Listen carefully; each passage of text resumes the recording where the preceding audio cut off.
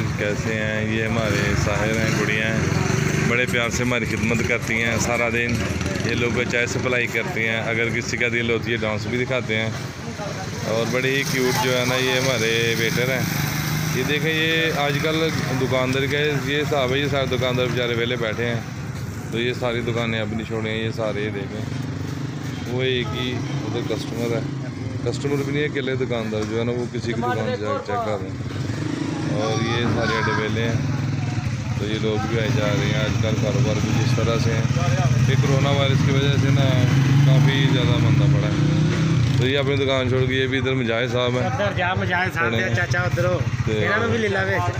ये भी हमारे ये परेल से आए हैं जी। क्या नाम है इनका?